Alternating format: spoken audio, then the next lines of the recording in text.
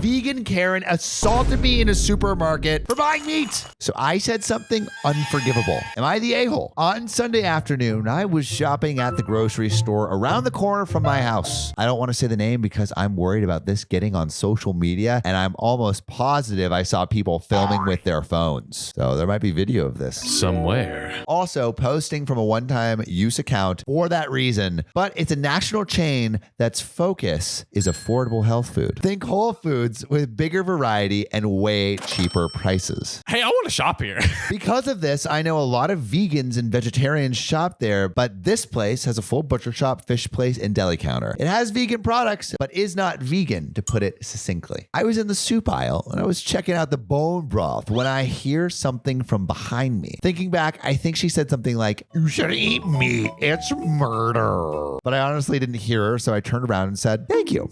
What else are you going to say? This is such a blur, so please don't quote me on any of this. It's just the best of my recollection. Her, "Your body will thank you, as will all the little animals." Me, really confused. "Thank you?" So I set the box of broth I was looking at down and found a store brand that was cheaper and put it in my basket. Her, "Wait, I thought you weren't buying that." Me, excuse me? Her, "You agreed. Meat is murder." Me, no, sorry, I eat meat and I love murder. No. This is where I start to think something was really wrong with her. Her, you promised me, no more animals have to die. You promised me. Oh my God. I just slowly turned away from her and went into the next aisle. She turned the other way, so I figured I was done with her. Never turn your back to a Karen. You can never do that. Instead, she looped around and met me coming the other way in the aisle and kept screaming, "You promised, you promised." And at this point, she was in full tears. Her face was red, and now people sort of had boxed us in on both ends, watching the quote-unquote show. Wow. I was livid at this point, so I said, and this I can quote, "Look, you stupid bitch.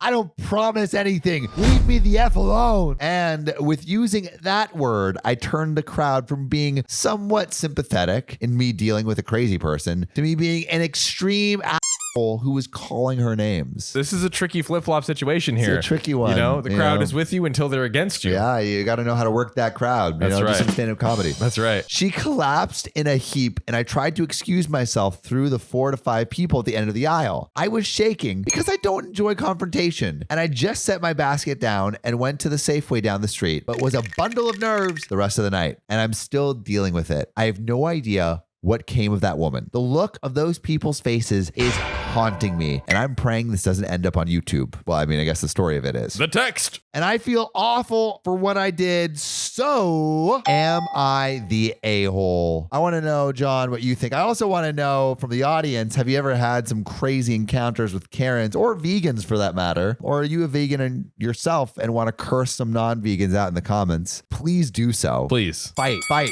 John, what do you think? Is OP the a-hole for what they did? The Karen is obviously an a-hole here, Of right? course. Ridiculous. Her intentions are noble. I mean, execution not great. I guess I could give her a little bit of the teeny bit of just for a-hole. using that word. Yeah. If she literally said like, "Stop, leave me alone. I didn't promise you anything." Everyone would be on her side and be like, "Oh man, like look at what she has to do." Since she cursed, she kind of like degraded her piety almost. Weakened, and you know it's harder for the people to connect with you. She's no longer on the high horse. What do you think? Is OP the a-hole? Put your answers in the comments below, and also let us know if you have any crazy Karen vegan stories. My white daughter wants to be Milan, so now my coworker thinks she's racist. There's something she doesn't know. Let me explain. My 8-year-old daughter is autistic, and her favorite Disney princess is Mulan. Ever since she was little, she was completely obsessed with her, and whenever we asked why she was her favorite, besides the obvious that Mulan is a badass hero, she would always say how her and Mulan are just alike, and she likes how Mulan never knew what she was doing either.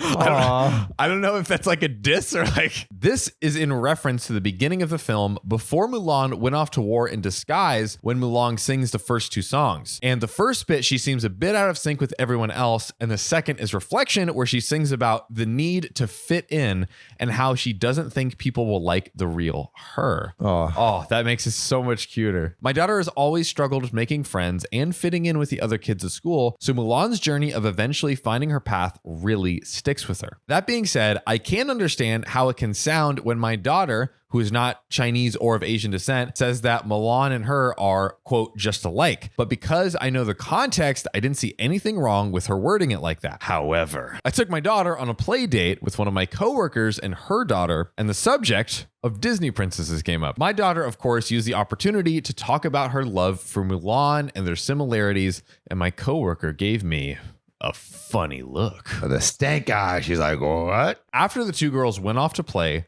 my coworker asked why I allow my daughter to say things like that when it's obviously offensive. I explained the context behind my daughter's words, and my coworker said that I shouldn't let my daughter word it as such because others will find it offensive. That's basically saying you can only like a Disney princess if it is of the same race of yours. Exactly, that is racism. I tried to explain about how policing my young autistic daughter's words and insinuating that she was somehow being bad by saying them could affect her. She already struggles to communicate her feelings to us, so the fact that she was even able to explain her feelings about her identity to us with words is a major accomplishment for her. For additional context, my coworker is also white, and I say this not to mean that white people can't call out other white people for being racist, but just to establish that I wasn't trying to argue with someone about their own valid feelings about their own culture and ethnicity. Ladies and gentlemen, here we stand. Is liking Mulan not allowed? Is OP the a-hole for allowing her daughter to say that Mulan is a lot like her?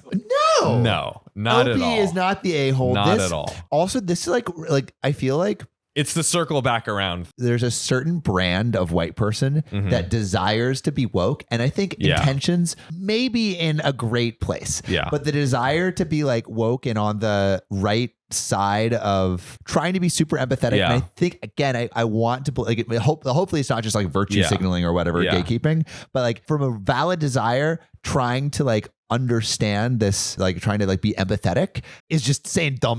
That is being racist. There's a way to do cultural appreciation 1,000%. And that's great because then the people actually learn and understand about other cultures. Exactly. So in conclusion, OP is not the a-hole, but I want to know what you think, and also who's your favorite Disney princess? All right? Let's get that debate going. I think my daughter's imaginary friend is a demon trying to possess her. Should I get an exorcism? Hello, I couldn't sleep, so I thought now would be a good time to post this. I have an 8-year-old daughter I will be calling Liana for the sake of my child's privacy. I am a single father, and it hasn't always been easy, but we have managed. Before the start of Corona, we had moved into a new house in northern Germany, which is close to my parents. Soon after we settled in, Liana started to tell me about her new friend, quote unquote, quickly telling me only she could see him. I brushed it off as she has always been creative. And since we were under lockdown, I thought it was normal, imagining friends, blah, blah, blah. Especially since one of my friend's son had also had an imaginary friend. Throughout the next few months, she would tell me about him, how he would come to play with her once I put her to bed, and he knew magic, and how his favorite color was blue. I started to get a little worried as she seemed to know a lot about this friend. At first, I just thought it was because she was missing her real friends and my parents. So I started to spend even more time with her, even doing my work hours beforehand so I could spend the rest of the day with her. When a ghost accidentally gets you closer with your daughter. Yeah. But she kept talking about this friend. But everything changed 2 nights back. This show was sponsored by your sweet, sexy ass. If you support our Patreon, you'll get one long, hard, extra bonus episode every week. I'm talking 3 juicy stories right into those ear holes. You'll get ad-free episodes. I'm talking all of those ads completely off. All natural. Not to mention, we'll do it together, live, in front of a camera. With Assholes Anonymous, you'll get a chance to talk to us directly and maybe be featured on the YouTube channel. Wait, say, but not like that. Like the fans get to share their stories with us and other fans, and we get to talk about it, right? And then we'll moon each other at the end. Oh, God. So if you want all that axe ass, support your boys at patreon.com/OKOP show. That's patreon.com/OKOP show. I had woken up randomly around 3 a.m. I could just feel something wasn't right. So I got up and went to go check on Leanna. She was sleeping in her bed, though her blanket was a little different than how I had left her. I figured maybe she had just moved. But as I was leaving, just in the corner of my eye, I saw a figure in the window that looks out into the woods outside of her home. I looked at it for a good 2 minutes before it simply disappeared. I couldn't figure out what it was. Some part of me was thinking that it was my eyes playing tricks on me. The next day, I asked her to draw a picture of him, and it looked like this. Let me see this. I don't like that. He looks like a spooky 70s rocker with long finger hands. Yeah, Slender Man. This morning, after she woke up and ate breakfast, I decided to sit her down and ask her about her friend, mostly asking simple questions. The main ones were, what was his name? Has he ever asked you to do bad things, like hurt herself or me? And if she was scared of him. She told me he said to call him Wittig, which is a name I've genuinely never heard of in my life. I did a little digging, and it is an extremely old German name. Spooky. Weird. Which makes a little sense since we are from northern Germany and we currently live here as well. But she's never been exposed to that name before, and I know no one in my family named that. She also said that he never told her to do anything bad or hurt herself or me, and she's only ever been scared of him once. Of course, I asked why, and she proceeded to tell me the story of when he started to come over to quote unquote play. She said it's a few hours after I put her to bed and she was having a hard time falling asleep, but she noticed something outside and had gotten up to investigate. Apparently, he slowly started to move to the window until he was right in front of it and just stared at her. Oh my God. I hate that. In her words, he was very sad or upset. So of course, being the sweetheart child, she wrote a small note and pressed it to the window asking if he was okay. And apparently, he shook his head no. She somehow managed to open the window a little bit and then asked why. She was told it was because he was very scared of the dark and had no one to play with. So of course, she offered to play with him. He told her he would like that, but before he could, she had to invite him inside, which she did. This is when I started getting scared. Just now? Yeah, dude, I'm freaked out bro. already. Come on. She said after she did, he smiled and pushed the window open and crawled in on all fours, which made her very scared and she started to cry. But apparently he comforted her and then he did a magic trick. I, of course, asked her what the trick was, and she said he made all the lights turn on in her room to show her he wasn't scary. That would freak me out. I'd be like, bruh. I started to ask her more and what other tricks he had done. And they ranged from making flowers appear to taking both of them outside. Apparently, he also likes to show her the stars and the moons, which is why she added them in her drawing. All this started after we moved into our current home. I asked what they do together, and she said they just play with her toys. But sometimes he likes to play a game called Hidden. When I asked her what that was, she said it was a secret game and that I can't play it or it wouldn't be a secret anymore. And there is an update. Do you want the update? I do. I was informed that Wittig is a demonic entity that steals children. Oh. Exactly what you want hanging out with your daughter. Yeah. A demon ghost, whatever you want to call it, known to steal children. Needless to say, it sent me into a panic. I didn't leave her side until she left today. She was supposed to leave on Monday for my parents' house, but something came up and we had to wait until today. I collapsed shortly after she left. I hadn't slept more than 40 minutes every night. I'm getting the house completely cleansed by a Catholic priest. Okay, like, let's say this is like, bro, if my freaking kid is saying like some Wittig thing, I'm just like, oh, she read some kind of book or whatever. And I would, except for all of the things she's describing is kind of crazy. Like, also, I feel like when you talk to a kid about imaginary friend, it's like stuff that a kid would think an imaginary friend would do. Yeah. And this description is just like, I don't know. I'm not rocking with it. All right. So anyway, I'm getting the house completely cleansed by a Catholic priest. He's coming over tomorrow, and then the plan is to have the place cleared out with sage. And I'm doing everything I've been told to do, even planning to get rose quartz gem to place outside of her window. She is very much aware that something is wrong at this point, as I had her sleep in my room for the last few days, and she could tell I was getting very paranoid. I told her that there were just a few burglaries in our area, and that was why I was worried. I feel like that's a bad thing. Like, Yeah. oh, don't worry. There's just Yeah, burglars. there's not a demon ghost. There's just real people trying to break into our house and kill us and take our just left and right. I also plan to be getting a nanny cam for a room just as extra security, just in case it doesn't leave after all of this. I'm just glad she is out of the house until Thursday. I think it is very pissed off with me though. Starting a night ago, I woke up to huge scratches on my arms and horrific headaches, which I've never had before, as well as having strange issues while trying to translate this. Having a bunch of random ones scattered through my writing. At this point, the pain doesn't really bother me. It's more the fear of it trying to get to my daughter. I don't know if I should tell her the creature's origins or if I should wait until she is older to explain this. Tomorrow is going to be an extremely busy day,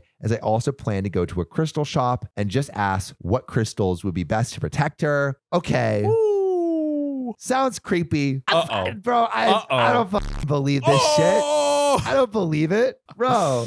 Yeah. I mean, all right, let's just say the daughter's telling the truth. Right. Or what she believes is the truth. Yeah.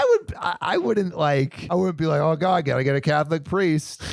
Like, that's not the first thing I'm thinking. Yeah. I also have never had any experiences with the paranormal. Right. So I don't believe that at all. Right. Until I get possessed by with the wood. Yeah. Until I get possessed by a ghost. Sam. I'm not gonna believe that. Yeah. That I don't know. But I also haven't had any paranormal experiences. I would love to know if any of you all have had any paranormal experiences, because I read something like this and I'm like, fucking bullshit. I mean, like, I don't believe that shit. I also studied engineering, so my engineering brain is like kicking in. I'm like, science. Yeah. But let me know if you've had any paranormal experiences. But that brings me to John. Oh yeah. Do you have any? No. But I feel like do you believe in ghosts? So I think my view on like ghosts and stuff is kind of like how people explain like aliens. It's like in all the, billions and quadrillions of like galaxies and stuff, there's not like any other form of like intelligent so it's life. like it would be dumb not to believe in ghosts. I think I'm not like a super believer, but I'm more just like, I feel like there's definitely probably some things out there that like is something in that realm that doesn't quite make sense that we can't really understand. So I feel like there's probably John believes in ghosts a little bit. See you soon.